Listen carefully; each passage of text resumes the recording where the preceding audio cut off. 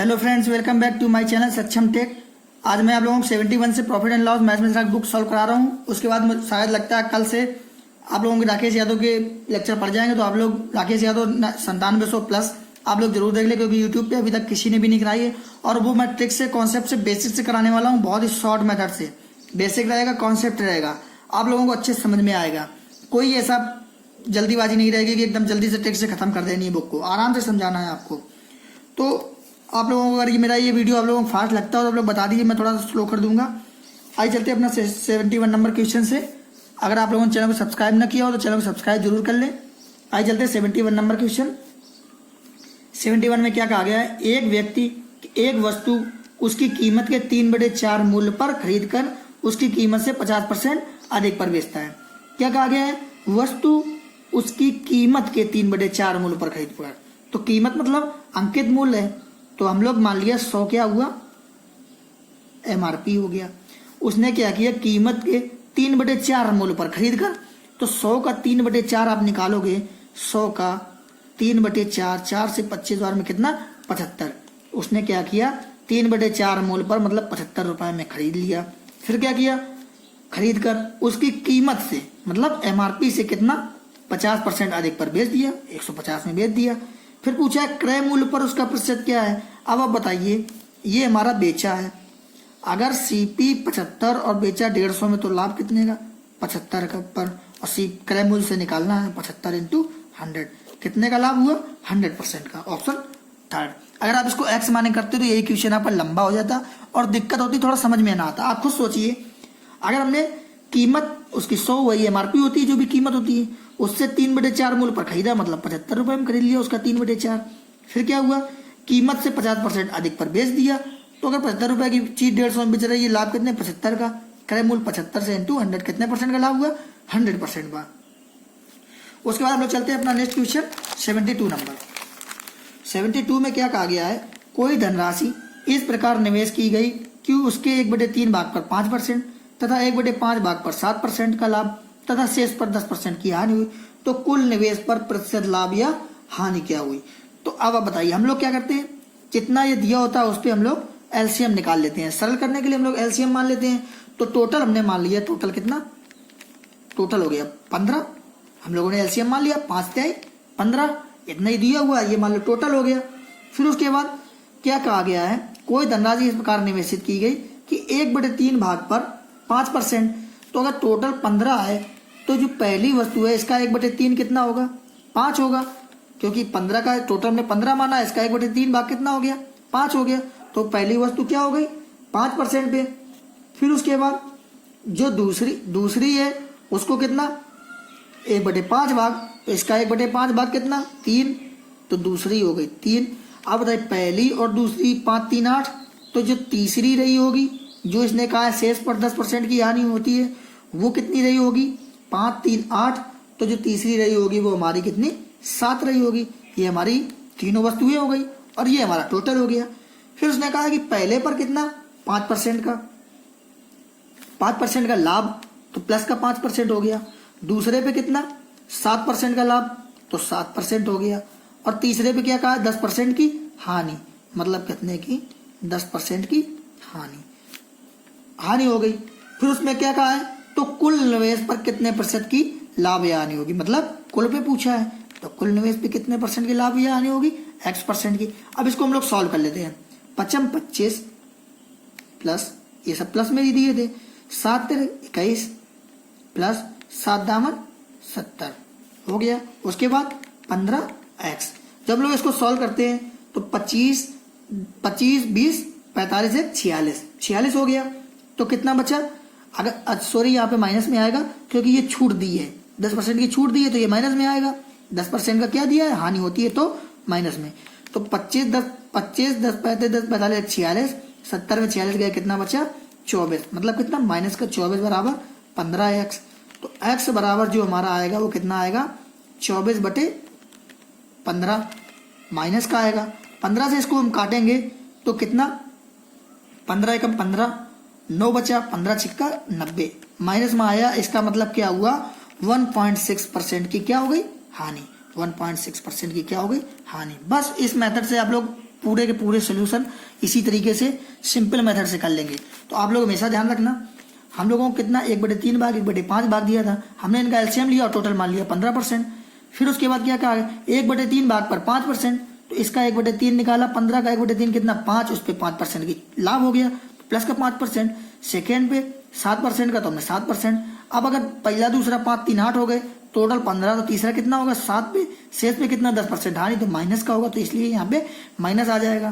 तो इसका 55 25, 7 × 21, 10 × 70, और हमसे हमें निकालना क्या है कुल निवेश पर। कुल निवेश पर हमने x मान लिया, तो बचा कितना 24, 15x बराबर कितना -24, x बराबर -24/15। माइनस हमारा क्या डिनोट करता है लाभ या हानि, हमने यहाँ पे ही बता दिया था आप लोगों को। तो क्या हुआ 1 माइनस का 1.6% की हानि हो गई। अगर यही हमारा प्लस में आया तो 1.6% का लाभ हो जाता। उसके बाद हम लोग क्या करते हैं, आगे चलते हैं अपने नेक्स्ट क्वेश्चन 73 नंबर क्वेश्चन में। 73 में क्या कहा गया है, जॉन एक कार खरीदकर उसका 10% खर्च कर उसकी मरम्मत कराया। ठीक, तो हम लोग क्या करते हैं, एक जॉन है, उसने क्या किया, एक कार खरीदी और उसका 10% खर्च कर उसकी मरम्मत करवाई और कार को 13,200 में बेचकर 20% का लाभ कमाया। जॉन ने कितना 10% खर्च किया, पहले क्या किया 10% खर्च किया, फिर उसके बाद 10% खर्च किया, फिर उसके बाद क्या किया 10% खर्च करने के बाद, क्योंकि वो तो उस पे वो ऐड होगा क्रय मूल्य में, इसलिए हमने ऊपर को निशान लगाया है। फिर उसके बाद उस कार को 13,200 में खरीद कर कितने रुपए का एक लाभ और भी कमाया था, कितना 20% का लाभ कमाया। फिर कितने में उसको पड़ी कार 13,200 में पड़ी। और ये हमने खर्च जो करवाई है मरम्मत में, वो तो उसके क्रय मूल्य पे ही इस पे ही जुड़ेगा, तो वो तो हमारा उस पर ऐड होगा, इसलिए हमने ऊपर को निशान लगाया कि हम लोग इसको जोड़ेंगे।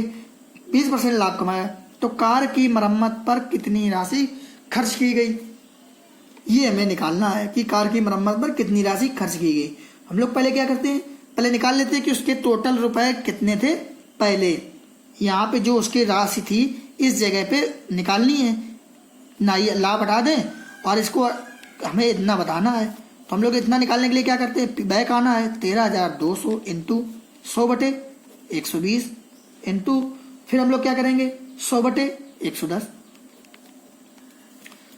2 जीरो से 2 जीरो काट देंगे, 12 से 12 एकम 12 और फिर 12 एकम 12 और 11 से 11 कट जाएगा। हमारी वो वस्तु कितने की पड़ी हुई होगी, पहले 10,000 की, कितने की 4 जीरो, सॉरी एक ज्यादा हो गया, कितने की पड़ी होगी 10,000 रुपए की वो वस्तु यहाँ पे पड़ी होगी हमारी। हमने यहाँ का मूल्य कितना निकाल लिया 10,000।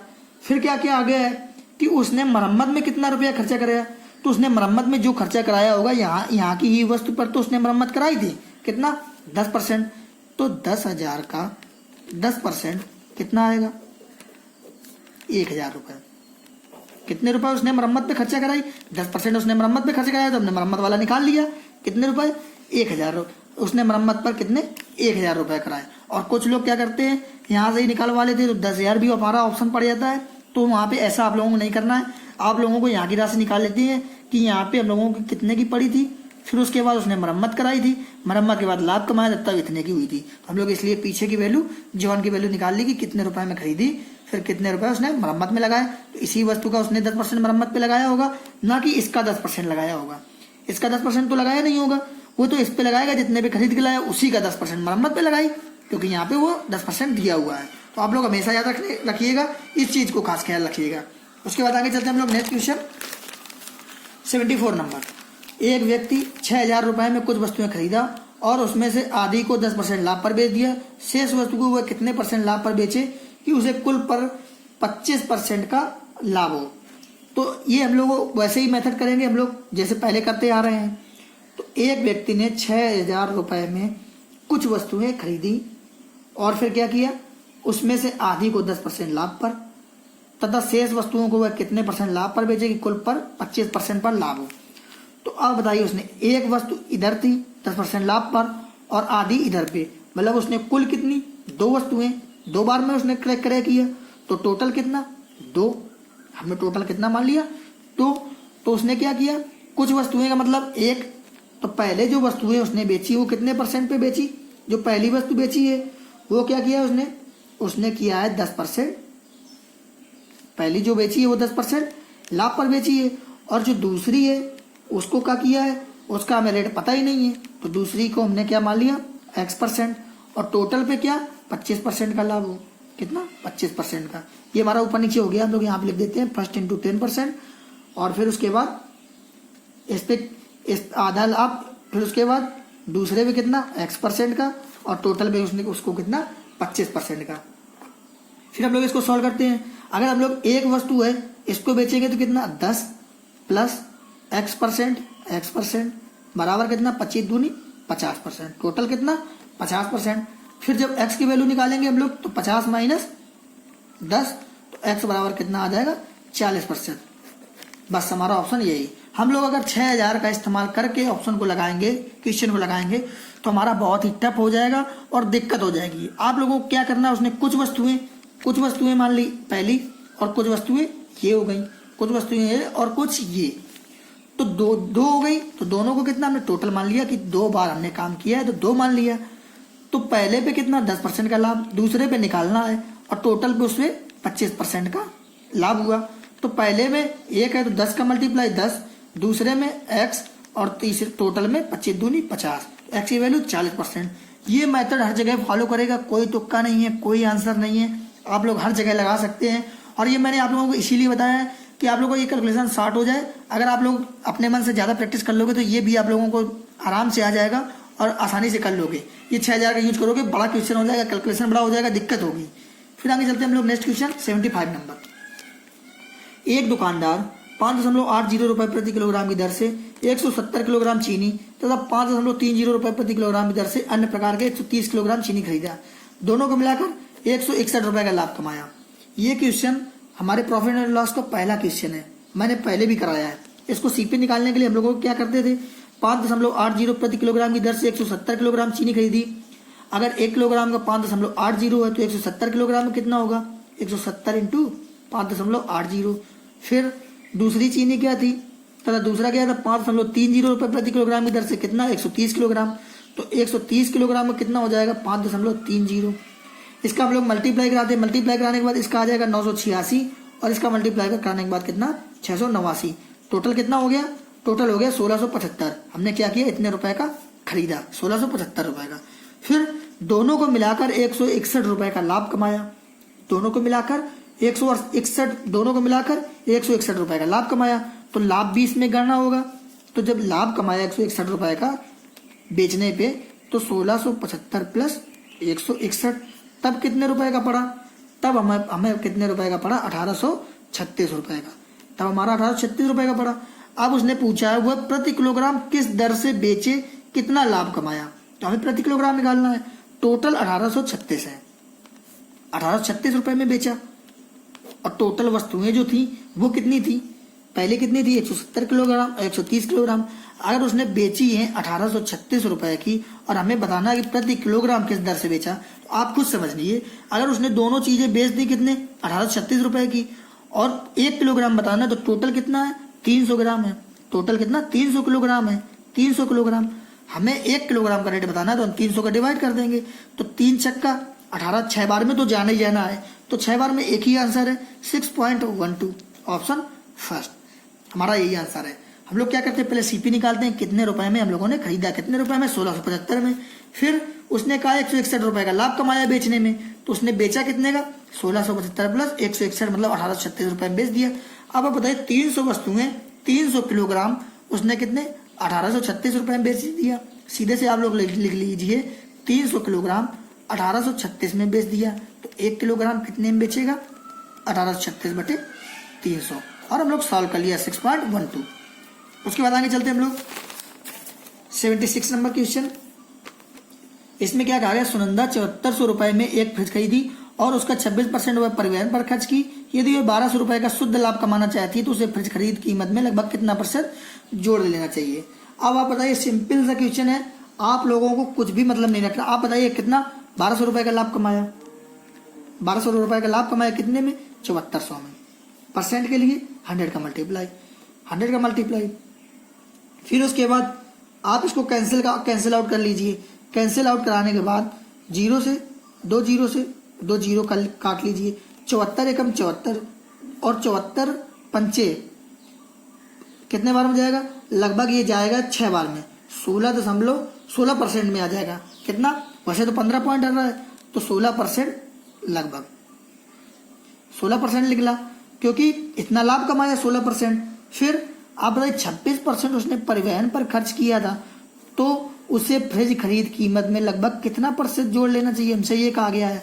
तो उसने कितना परसेंट जोड़ लेना चाहिए, 16%। तो पहले कितना, 26% परिवहन पर और 16% जो उसका लाभ हुआ वो जोड़ लेना चाहिए। तो कितना आ जाएगा, 6 6 12 2 1 3 4 42% लगभग में आएगा, क्योंकि हमने यहाँ पे आंसर लगभग में निकाला है। और हमने किया क्या है, कितना लाभ कमाया 1200, कितने में 7400 में, कितना निकला है 16% लगभग, इतना लाभ कमाना। तो उसे फ्रिज की खरीद कीमत में लगभग कितना परसेंट जोड़ लेना चाहिए। अब इतना लाभ कमाने के लिए उसे कितना परसेंट जोड़ लेना चाहिए, 26% परिवहन पर खर्चा हो जाएगा और 16% उसको लाभ कमाना है, तो उसको खरीद पर कितना परसेंट जोड़ लेना चाहिए, 42% जोड़ लेना चाहिए खरीद कीमत में। तो उसको 16% लाभ भी हो जाएगा और 26% परिवहन में भी चला जाएगा। बस आप लोगों को इतना ही निकालना है। आप लोगों को कोई मतलब नहीं है कि 7400 का 26 निकालो, फिर 1200 का निकालो, फिर ऐड करो, इससे में कोई मतलब नहीं।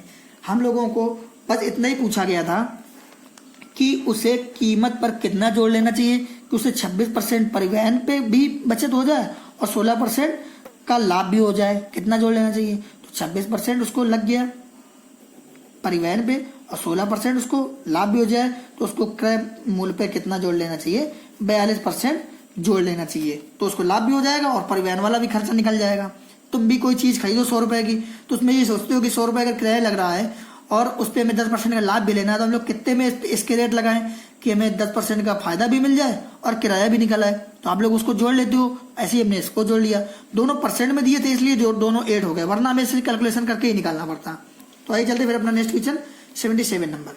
एक व्यक्ति समान संख्या में 2 प्रकार के संतरे के अनुसार 8 रुपए प्रति दर्जन तथा 10 रुपए प्रति दर्जन के दर से खरीदा और सभी को मिलाकर 11 रुपए प्रति दर्जन के भाव से बेचकर 120 रुपए का लाभ कमाया। इस क्वेश्चन को मैं पहले भी करा चुका हूँ। एक दर्जन कितने रुपए के खरीदे उसने, 8 रुपए प्रति दर्जन के दर से खरीदे, और फिर और एक दर्जन उसने कितने रुपए खरीदे, 10 रुपए प्रति दर्जन। ये 8 रुपए का और ये 10 रुपए का खरीदा। तो अब आप बताइए 2 दर्जन हो गए, 2 दर्जन सीपी, तो 2 दर्जन संतरे का सीपी कितना हो जाएगा, 18 रुपए। 18 रुपए हो जाएगा इन दोनों को जब हमने खरीदा। फिर सभी को मिलाकर 11 रुपए प्रति दर्जन के भाव से बेच दिया, सभी को मिलाकर 11 रुपए प्रति दर्जन के भाव से बेच दिया। तो एक दर्जन को बेचा कितने में, 11 में, तो 2 दर्जन को कितने रुपए में, 2 दर्जन का एसपी कितना आ जाएगा, कितना, 22 रुपए। अब बताइए 2 दर्जन उसने 18 रुपए में खरीदा और 2 दर्जन उसने 22 रुपए में बेच दिया। अगर उसने कुल मिला के कितने रुपए ज्यादा कमाए, अगर 2 दर्जन का सीपी 18 रुपए और 2 दर्जन 18 रुपए खरीदा और 22 रुपए बेच दिया। अब आप यहीं से अंदाजा लगा लीजिए कि कितने रुपए उसने कमाए। 2 दर्जन में उसने कितने रुपए कमा लिए, 4 रुपए। 4 रुपए का लाभ कमाया, 18 रुपए खरीदा और 22 रुपए बेच दिया। 2 दर्जन में उसने 4 रुपए का लाभ कमाया। तो अब बताइए 120 रुपए का लाभ कमाने के लिए, अगर यहाँ 4 रुपए का लाभ कमाया है, 120 रुपए का लाभ कमाने के लिए कितने का मल्टीप्लाई करोगे, 30 का, तो आ जाएगा कितना, 120। तो 30 का यहाँ भी मल्टीप्लाई कराना पड़ेगा, तो कितने दर्जन, 60 दर्जन। और यही हमारा आंसर कितना, 60 दर्जन। हम लोगों को 2 दर्जन में लाभ कितना हुआ, 18 4 22, 4 रुपए का। 2 दर्जन में 4 रुपए का लाभ, और हमें कितना लाभ, 120 रुपए लाभ कमाया क्वेश्चन के हिसाब से। तो 30 को 120 रुपए का लाभ कमाया, तो दर्जन भी कितने हो गए, 60 दर्जन, ऑप्शन 4। उसके बाद आगे चलते हैं हम लोग 78 नंबर क्वेश्चन। 33 मीटर कपड़ा बेचने पर एक व्यापारी ने 11 मीटर कपड़े के विक्रय मूल्य के बराबर लाभ कमाया। हमारा सेम क्वेश्चन है, पहले भी बताया, 11 मीटर कपड़े के विक्रय मूल्य के बराबर। तो 11 मीटर कपड़े के विक्रय मूल्य के बराबर, वो भी कितना, 33 मीटर बेचने पर लाभ कमाया। तो 33 मीटर बेचने पे लाभ कमाया, प्रॉफिट हो गया। तो एसपी अपॉन प्रॉफिट, अगर ये कॉन्सेप्ट आप लोगों को समझ में आ जाएगा तो आप लोगों को कोई दिक्कत नहीं होगी, आप लोग आराम से कर लिया करोगे पूरे के पूरे क्वेश्चन। 33 अपॉन 11। अब आप बताइए, बेचा 33 में और लाभ 11 का हुआ, तो सीपी कितना रहा होगा, 22 रुपए। निकल आया 11 रुपए का लाभ, 22 रुपए सीपी इंटू 100, कितना निकला, 50%। Option third. अगर ये कॉन्सेप्ट आप लोगों को समझ में आ गया तो बहुत सारे क्वेश्चन इस टाइप के आते हैं जो लैंग्वेज में आप लोगों को फंसाते हैं, लेकिन आप लोगों को सिर्फ बराबर याद रखना और लाभ। 11 मीटर कपड़े के विक्रय मूल्य, बस 11 मीटर कपड़े के विक्रय मूल्य के बराबर लाभ कमाया, मतलब इतना बेचने पर इतने के बराबर लाभ कमाया, तो हमने उसके लाभ के तो इतना मीटर बेचने पर इतने के बराबर लाभ कमाया, हमने उसको बराबर कर दिया। बस आप लोगों को इतनी लैंग्वेज समझनी है बस। उसके बाद 79 क्वेश्चन, 3 वस्तुएं 4 वस्तुओं के क्रय मूल्य पर बेची है तो लाभ प्रतिशत कितना होगा। अब हमें पूछा गया है 3 वस्तुएं 4 वस्तुओं के कितने क्रय मूल्य पर क्या किया जाए, बेची जाए। 3 वस्तुएं बेची जाए वो भी कितने, 4 वस्तुओं के क्रय मूल्य के बराबर। हमसे यही कहा गया है 3 वस्तुएं 4 वस्तुओं के क्रय मूल्य पर बेची जाए, 3 वस्तुएं 4 वस्तुओं के क्रय मूल्य पर बेची जाए, बस SP/CP 4/3। अब बताए 3 रुपए का खरीदा और 4 रुपए का बेच दिया, लाभ कितने का हुआ, 1 रुपए का। 3 से 100, इसका आंसर कितना आएगा, 33 सही 1/3%। Option second. बस सिंपल सा। आप लोगों को अगर ये लैंग्वेज समझ में आ गई, ये सारे क्वेश्चन एक जैसे हैं, सब सॉल्व हो जाएंगे। उसके बाद चलते हैं हम लोग 80 नंबर क्वेश्चन। 80 नंबर में क्या कहा गया है, रुपया में 4 सामान की दर से 1 रुपए में 4 सामान की दर से बेचकर एक आदमी को 4% की हानि होती है। यदि वह 3 सामान बेचा होता तो लाभ प्रतिशत कितना होता। अब बताइए 1 रुपए में 4 सामान की दर से बेचनी है तो उसे 4% की हानि होती है। 1 रुपए में 4 सामान की दर से बेचा तो उसे 4% की हानि होगी, मतलब कितना, 96% हो गया। फिर क्या, यदि वह 1 रुपए में 3 सामान बेचा होता, 1 रुपए में 3 सामान बेचा होता तो उसे लाभ प्रतिशत कितना होता, हमने मान लिया X% होता। बस सॉल्व कर लीजिए तिरछा गुणा। हम लोग इस पे अंदर का मल्टीप्लाई करेंगे और बाहर का मल्टीप्लाई करेंगे तो कितना आ जाएगा, 3/4 बराबर कितना, 96/x। फिर इससे हम लोग काट लेते हैं, कितने बार में ये कट जाएगा, 3 × 9 3 दूनी 6, तो x की वैल्यू कितनी आ जाएगी, 4 दूनी 8 और 4 × 12 128। अब आप बताइए लाभ कितने प्रतिशत का होता। अगर CP हमारा 100 है और हमें कितना निकला है 128, कितने रुपए में बेचा होता, विक्रय मूल्य कितना निकला, SP निकला, ये हमारा SP 128 निकला, क्योंकि हमसे वही पूछा होता, बेचा होता तो लाभ कितना होता। अगर 128 रुपए में बेच दिया तो अब बताइए 100 की चीज 128 में बिक गई, लाभ कितने रुपए का हो गया, 28% का लाभ हो गया। Option first. बस हम लोगों को इतना सा ही याद रखना है कि हम लोगों ने इस तरीके से किया, हम लोगों को मान के करना नहीं, वो एक्स मेथड बहुत कठिन हो जाता है। 1 रुपए में 4 की दर से, फिर 1 रुपए में 3 की दर से, लाभ 96% की हानि, तो 96/100, ये हमारा 96/x% का लाभ। तो हम लोग ने निकाल लिया, इसका मल्टीप्लाई करेंगे तो बार का अंदर का 3/4 बराबर कितना, 96/x के, तो हम लोग मल्टीप्लाई हो जाएगा 32, तो x बराबर कितना इसका। अगर आप लोगों को निकालना भी हो तो 28 का लाभ हुआ कितने में, 100 में × 100, तो अब भी कितना आएगा 28%। तो हम लोग इसको डायरेक्टली 28% इसीलिए लिख देते हैं क्योंकि क्रय मूल्य से निकाल रहे हैं, तो 28% का लाभ हुआ। सो फ्रेंड्स, अगर आप लोगों को वीडियो अच्छा लगा हो तो चैनल को सब्सक्राइब कर लें और ज़्यादा से ज़्यादा लोगों को शेयर कर दें, जिससे आप लोग ज़्यादा से ज़्यादा लोगों को मिल सके और अपने सक्षम टेक परिवार में ज़्यादा से ज़्यादा लोग जुड़ सकें। तो चलते हैं फ्रेंड्स, आगे क्वेश्चन बाद में कराएंगे हम लोग 81 से। So friends, take care, bye bye.